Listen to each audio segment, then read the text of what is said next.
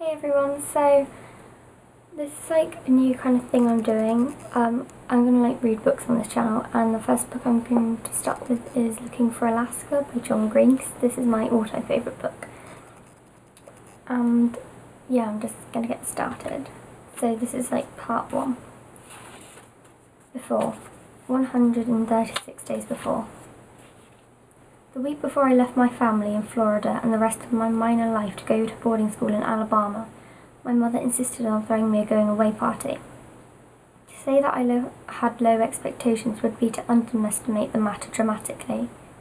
Although I was more or less forced to invite all my school friends, i.e. the ragtag bunch of drama people and English geeks I sat with by social necessity in the carnivorous cafeteria of my public school, I knew they wouldn't come. Still, my mother persevered, washing the delusion that I had kept my popularity secret from her all these years. She cooked a small mountain of artichoke dip.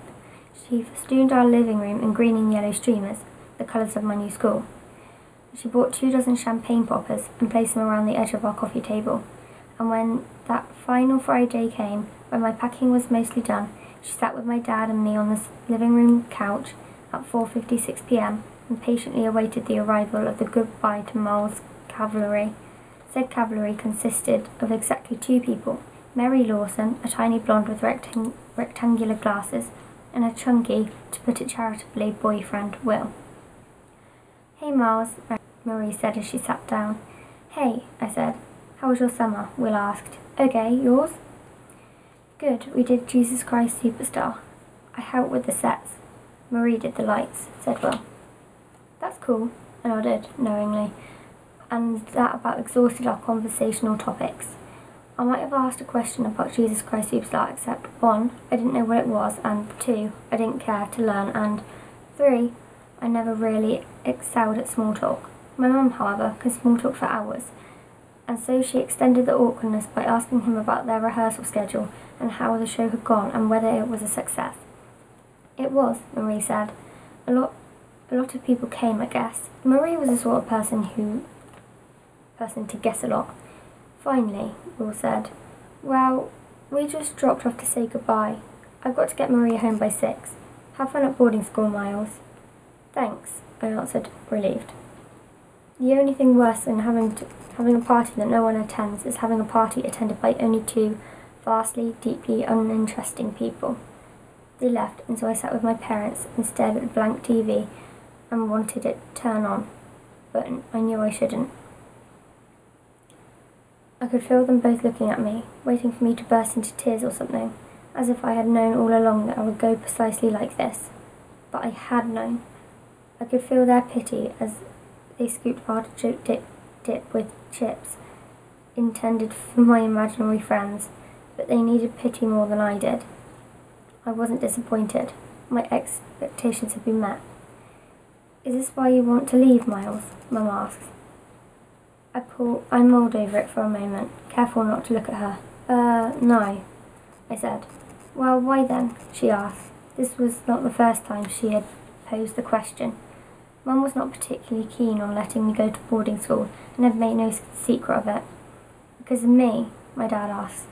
He had attended Culver Creek, the same boarding school to which I was headed, as had both brothers and all their kids.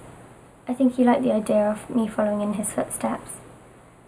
My uncles had told me stories about how famous my dad had been on campus for having simultaneously raised hell and aced all his classes. That sounded like a better life than the one I had in Florida, but no, it wasn't because of Dad, not exactly. "Hold on," I said. I went into Dad's study and found his biography of Francis Rabelais. I liked reading biographies of writers, even if, as was the case with Monsieur Rabelais, I had never read anything of their actual writing. I flipped back and found the highlighted quote, "Never use a highlighter in my books," so my dad had told me 1,000 times. But how else are you supposed to find what you're looking for? "So this guy," I said, standing in the doorway of the living room. Francois Rabelais. He was this poet. and his last words were, "I go to seek a great perhaps. That's where I'm going, so I don't have to wait until I die to start seeking a great perhaps." And that quieted them. I was after a great perhaps, and they knew as well as I did that I wasn't going to find it with the likes of Will and Marie. I sat back down on the couch between my mum and dad, and my dad put his arms around me, and we stayed like that, quiet on the couch together, for a long time, until it seemed okay to turn on TV. And then we ate artichoke dip for dinner and watched the History Channel, and as going away parties go, it certainly could have been worse.